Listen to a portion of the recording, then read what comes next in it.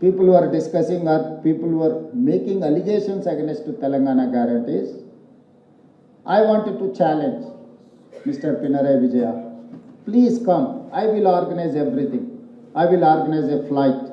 I will organize a team to explain. I will come with you. Otherwise, my manifesto committee chairperson is here, Mr. Sridhar Babu, who is holding now IT and Industries Legislative Affairs Minister. I will ask my minister to accompany with you and your team. Come and see in Telangana how we are implementing our 6 guarantees. We have 21,000 farmers loan. 25,35,000 farmers have got benefit with this 21,000 crores loan waiver. Today we are giving Rait Bharosa per annum 18,000 crores. I have paid 9,000 crores within 9 days. You come and see my track record. Within 14 months, I have recruited 67,173 government jobs, not in private. రోజు రంకెలు వేయడం కాదు, media ముందు ప్రజల ముందు అంకెలు ఎందుకు ఆగమైనాయో చెప్పు. రంకెలు వేయడం ఈజీ, కానీ అంకెలు ఎందుకు ఆగమైనాయి, ఎందుకు ఆర్థిక పరిస్థితి అధ్వానంగా మారిందో చెప్పు. భట్టి గారు గత సంవత్సరం బడ్జెట్ లో పెద్ద డైలాగ్ కొట్టినారు. మా బడ్జెట్ వాస్తవాలకు దగ్గరగా ఉంది, మేము నేల విడిచి సాము చేయలేదు, గాల్లో మాటలు మాట్లాడలేదన్నారు. మరి ఇలా భట్టి గారిని అడుగుతా ఉన్నా, ఎందుకు మరి మీ బడ్జెట్ అంచనాలకు చేరుకోలేకపోయింది? ఎందుకు మీ ముఖ్యమంత్రి గారే 70,000 కోట్ల గ్యాప్ వచ్చిందని చెప్పి చెప్తున్నారో చెప్పండి సమాధానం అని చెప్పి కూడా అడుగుతా ఉన్నాం. నమ్మి ఓట్లేసిన పాపానికి 4 కోట్ల మందిని ముంచిన బడ్జెట్ ఇది. 6 గ్యారంటీలను గోవిందా గోవిందా చేసిన బడ్జెట్ ఇది. ప్రజల ప్రగతి రథ చక్రానికి పంక్చర్ చేసిన కాంగ్రెస్ ప్రభుత్వం ఇది. రేవంత్ రెడ్డి అసమర్థతకు, రేవంత్ రెడ్డి చాతగాని తనానికి, పరిపాలన వైఫల్యానికి నిలువుటద్దం ఈ బడ్జెట్ అని మేము చెప్తా ఉన్నాం. తెలంగాణ పునాది 10 ఏళ్లు గట్టిగా పడ్డ తర్వాత కూడా వీళ్ళ అసమర్థత వల్ల, వీళ్ళ చాతగానితనం వల్ల ఇవాళ ఆకాశం నుంచి పాతాళం వైపు తెలంగాణ ఆర్థిక వ్యవస్థ పోతున్నది అంటే ఖచ్చితంగా దానికి బాధ్యత కాంగ్రెస్ పార్టీ తీసుకోవాలని చెప్పి కూడా మేము చెబుతూ, సంవత్సరానికి 40,000 కోట్ల అప్పు చేస్తేనేమో ఆ రోజు రంకెలేసినారు, ఆ రోజు నోటికొచ్చిన మాటలు మాట్లాడినారు. ఈ రోజు ఒక్క సంవత్సరంలో ఆనాడు కేసీఆర్ గారు సంవత్సరానికి 40,000 కోట్ల అప్పు చేస్తే ఒక్క సంవత్సరంలో దానికి 4 రెట్లు 1,60,000 కోట్ల అప్పు చేసి ఒక్క కొత్త ప్రాజెక్టు కూడా, ఒక్క గ్యారంటీ కూడా అమలు చేయకుండా, ఒక్క కొత్త ప్రాజెక్టు కూడా కనీసం ఇటుక కూడా పేర్చకుండా ఈ రోజు ఇంత పెద్ద ఎత్తున అప్పు చేసి మళ్ళీ లక్షల కోట్ల అప్పుకు టార్గెట్ పెట్టినట్టుగా కనబడతా ఉన్నది మరి ఈ రాష్ట్ర ప్రభుత్వం. పెద్దలో సామెత చెప్తారు, తొండ ముదిరితే ఊసరవెల్లి అవుతుందని. తొండ ముదిరితే ఊసరవెల్లి అవుతుందట, కానీ ఊసరవెల్లి ముదిరితే రేవంత్ రెడ్డి అవుతాడని ఇవాళ అర్థమైంది మాకు ఈ బడ్జెట్ చూసిన తర్వాత.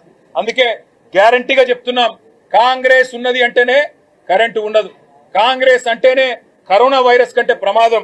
ఈ రోజు ఈ బడ్జెట్ చూస్తే అదే అర్థమవుతున్నది. సంక్షేమానికి సమాధి, అభివృద్ధికి అడ్రస్ గల్లెంతు, ప్రజలకు ఇచ్చిన గ్యారంటీలకు గోరిగట్టి, పార్టీ కార్యకర్తలకు మాత్రం పప్పు బెల్లాల్లాగా ఏదో వీళ్ళు అబ్బసొత్తు అన్నట్టు 6,000 కోట్లు పంచిపెడతారట. 6,000 కోట్లు ఎవడి అబ్బసొత్తు? తెలంగాణ ప్రజల సొత్తు. కార్యకర్తలకు ఇస్తాం, కాకరకాయలకు ఇస్తాం అంటే చూస్తా ఊరుకోవడానికి ఈ రాష్ట్ర ప్రజలు సిద్ధంగా లేరు. ముందు ఇచ్చిన మాట నిలబెట్టుకోండి. 6 గ్యారంటీలు 100 రోజులు అనేదైతే డైలాగులు ఊకదంపుడు ఉపన్యాసాలు ఇచ్చినారో అది నిలబెట్టుకోండి. కార్యకర్తలకు 6,000 కోట్లు పప్పు బెల్లాల్లాగా పంచి పెడతామంటే అది యువ వికాసం కాదు, కాంగ్రెస్ వికాసం అవుతుంది, తెలంగాణ వినాశనం అవుతుంది. అందుకే బుద్ధి తెచ్చుకోండి. ఇకనైనా ఢిల్లీకి మూటలు పంపే అలవాట్లు మానుకొని రైతుల ఆత్మహత్యల మీద దృష్టి పెట్టండి. సిగ్గుపడాల ఈ ప్రభుత్వం. ఒకవైపు రాష్ట్ర వ్యాప్తంగా పంటలు ఎండుతుంటే, రాష్ట్రంలో రైతులు ఆత్మహత్య చేసుకుంటే అందాల పోటీలు పెడతారట. అది కూడా సిగ్గు లేకుండా బడ్జెట్ లో చెప్తా ఉన్నారు. మే నెలలో అందాల పోటీలు పెడతాం. ఎవరిని ఉద్ధరించడానికి? మీ ప్రభుత్వం అందమేమన్నా ఉన్నదా? చక్కగా ఉన్నదా? మీ ప్రభుత్వ నిర్వహణ చక్కగా ఉందా? రాష్ట్రంలో ఒక్క వర్గమన్నా ఆనందంగా ఉన్నదా? ఆటో వాళ్ళు ఆనందంగా ఉన్నారా? రైతులు ఆనందంగా ఉన్నారా? పెద్ద మనుషులు ఆనందంగా ఉన్నారా? మహిళలు ఆనందంగా ఉన్నారా? ఎవరు ఆనందంగా ఉన్నారో చెప్పమని కోరుతా ఉన్నాం. అందుకే గ్యారంటీలకు, డిక్లరేషన్లకు గోరీ గట్టిన ఈ బడ్జెట్ ను మేము పూర్తి స్థాయిలో రాష్ట్ర ప్రజల తరపున వ్యతిరేకిస్తున్నాం, నిరసిస్తున్నాం. కాంగ్రెస్ చేసిన మోసం వాళ్ళ ఒక్క మాటలో 6 గ్యారంటీలకు మంగళం పాడి గోవిందా గోవిందా అని చెప్పి మా చేతులు ఎత్తేసినట్టుగా కనబడింది తప్ప ఇంకోటి లేనే లేదని చెప్పి నిర్ద్వందంగా చెప్తా ఉన్నాం. జై Telangana. An intellectually bankrupt, dishonest Congress government has introduced its second budget today, and unfortunately both these budgets that have been introduced, because let me remind everybody that Congress party had made a categorical commitment that 6 guarantees will be delivered in 100 days. अब 500 दिन हो गया, आज तक एक guarantee भी पूरी तरह से अमल नहीं हुआ. इसलिए it's an intellectually dishonest, a bankrupt government without any foresight. They have literally declared a tombstone, have set a tombstone for 6 guarantees, और 420 वादे उन्होंने जो किए उसको आज उन्होंने दफना दिया और कह दिया साफ साफ तेलंगाना के महिलाओं को, तेलंगाना के जितने हमारे किसान भाई है, हर किसी से कह दिया कि हमसे कुछ नहीं होना है, बस सत्ता में आने के लिए झूठ बोल दिया, हथेली में जन्नत दिखा दिया, आके बैठ गए, अब क्या करना नहीं पता चल रहा है. An intellectually dishonest, bankrupt, the state government of Telangana under the leadership of Revant Reddy has hoodwinked the people. Today I demand answers from Rahul Gandhi ji. Rahul ji, आप आए थे अशोकनगर, आपने कहा कि पहले साल 2 लाख युवाओं को रोजगार मिलेगा, एम्प्लॉयमेंट मिलेगा, नौकरी मिलेगा. कहां गया 2 लाख? आइए आप अशोकनगर, फिर दम है तो आइए और यहाँ की युवाओं के साथ बैठिए. आज हैदराबाद सेंट्रल यूनिवर्सिटी में जहां आपकी सरकार 400 एकड़ जमीन बेचने की कोशिश कर रही है, हैदराबाद सेंट्रल यूनिवर्सिटी में युवा आंदोलन कर रहा है. आप क्यों नहीं आते?